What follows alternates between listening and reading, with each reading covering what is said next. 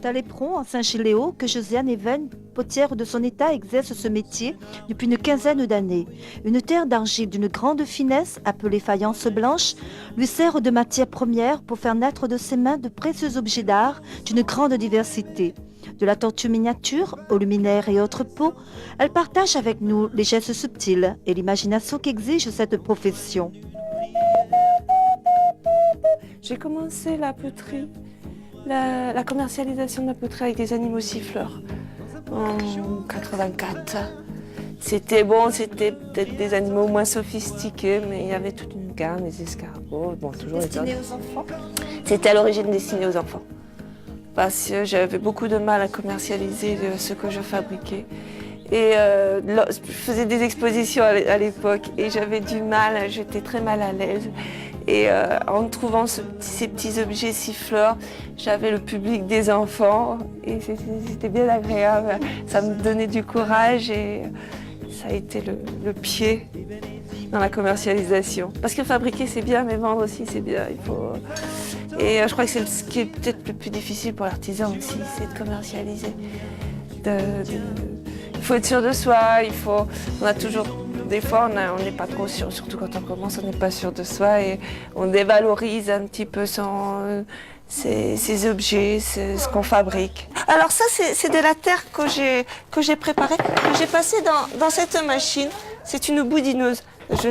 Pour bien la travailler, pour que je puisse tourner plus aisément, que ma terre soit de bonne qualité, je passe ma terre dans cette machine qui me fait des boudins, d'où son nom, la boudineuse.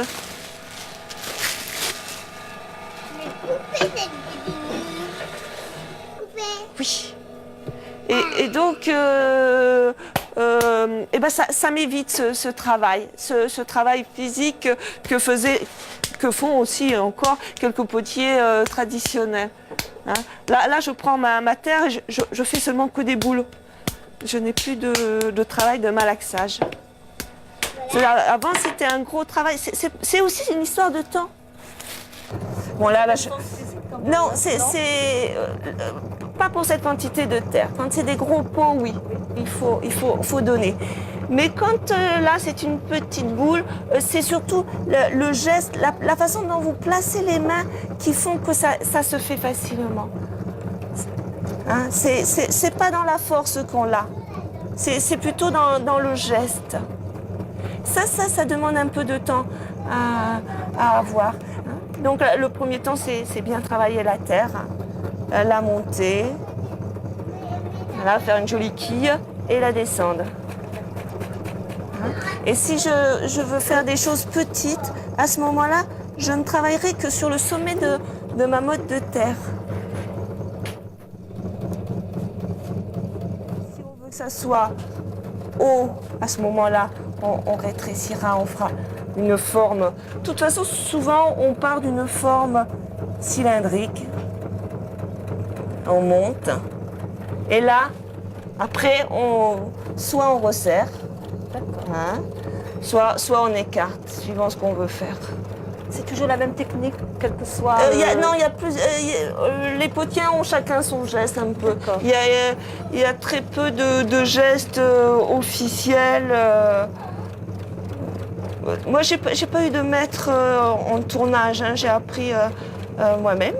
C'est vrai? Ici même, à la Réunion. Après une quinzaine d'années de pratique, et ben voilà. On n'a pas besoin de formation forcément pour... Ça facilite énormément de choses. Si. Actuellement, bon, je trouve qu'il y a 20 ans, on pouvait peut-être se permettre de se former tout seul, d'avoir le temps. Mais actuellement, moi je conseille aux jeunes de passer par un apprentissage, par une formation, par une école. C'est un gain de temps terrible. C'est plus rapide. Hein? C'est plus rapide. Bon, après, une fois qu'on a les bases, après, rien nous... De toute façon, il y a toujours des choses à découvrir, à rechercher, il y a toujours des choses à s'enrichir, hein, dans son métier. C'est les circonstances de la vie qui ont fait que ça se fasse à l'Éperon. Mais bon, c'est un endroit aussi qui il y a 20 ans, voulait être un centre artistique, un centre Touristique aussi, je pense. Touristique, artisanale surtout. Artisanale, oui. Hein. Bon, ça a beaucoup dévié. C'est bien regrettable. Oui. Il y a beaucoup de visiteurs. Il y a des visiteurs, on a quand même beaucoup de gens qui connaissent l'éperon de bouche à oreille. Et puis bon, on est dans des guides touristiques, dans le guide du routard. Bon, voilà, un vase. Et donc on a une clientèle locale qui nous amène régulièrement des gens de l'extérieur. Et on a les clientèles de passage, les touristes, les vrais. Vous êtes une équipe de 3. Oui. Vous travaillez ensemble. Vous faites exactement les mêmes choses ou vous travaillez à la chaîne? On a un peu nos spécialités, mais on est polyvalent aussi. Bon, c'est vrai que dans l'atelier, je suis par exemple la seule à tourner. Madame Ariel, ça serait la spécialiste des dessins des cocotiers. Voilà, je tourne un peu. Voilà. Et comme ça, je peux recommencer. Par exemple, si je veux faire un couvercle, je ne vais pas tourner un couvercle tout ça, je vais tourner mon couvercle comme ça, dans ce sens-là. Et là, il va y avoir un deuxième temps de travail. Bon, on essuie toujours la boue parce qu'on essaye de sortir l'objet le plus propre possible pour pas qu'il y ait trop de travail. Voilà. Et ce couvercle, il sera travaillé dans un second temps, justement sur ce tour-là. Je réserve à ça, dans ce sens-là. Vous pouvez savoir combien d'objets vous faites à peu près par jour si vous restez la journée?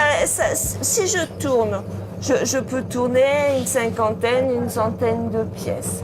Mais quand c'est bien rare que je tourne 100 pièces par jour.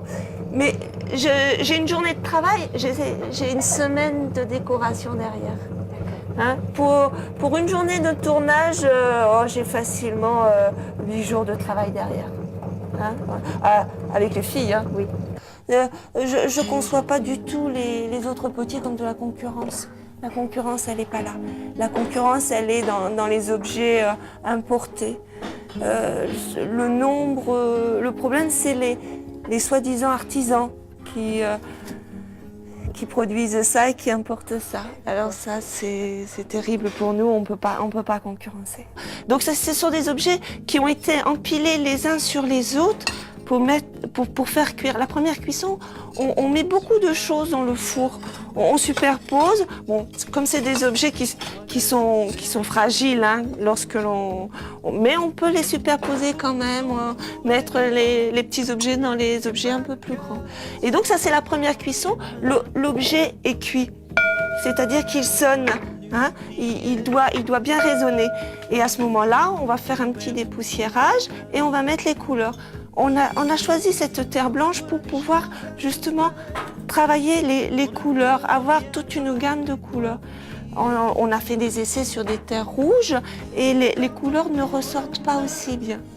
Donc comme on est dans une île de couleurs, ça sera de la couleur qu'il y aura dessus. Hein. Là, c'est une cuisson qui monte à 1020 degrés. Il faut 8 heures de montée en température et 24 heures de refroidissement. Hein. Vous pouvez toucher, c'est encore chaud. Ça s'est arrêté hier matin. Hein. Là c'est une cuisson qui monte à 960, 980. La cuisson aussi est en 8 heures. Et donc autant de temps pour refroidir, 24 heures. Hein. Et c'est par cette magie de cette cuisson que les couleurs vont se fixer et se révéler aussi. Donc la première étape, le biscuit, ce qu'on appelle le biscuit. Et la deuxième étape, et ben la dernière cuisson, les maillages. Donc vous voyez, il y a des piliers avec des plaques d'enfournement pour faire des étagères à l'intérieur. Là, aucun objet ne doit se toucher. Hein, tout doit être séparé, donc ça fait des enfournements beaucoup plus aériens.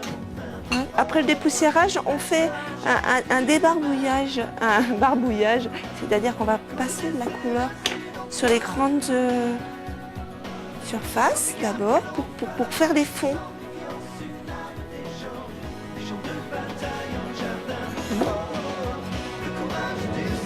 Un peu. Allez, tu me laisses centrer. Allez, tu me laisses centrer, je te laisse faire le reste. D'accord? Qu'un instant d'innocence, un geste nous reconnaît.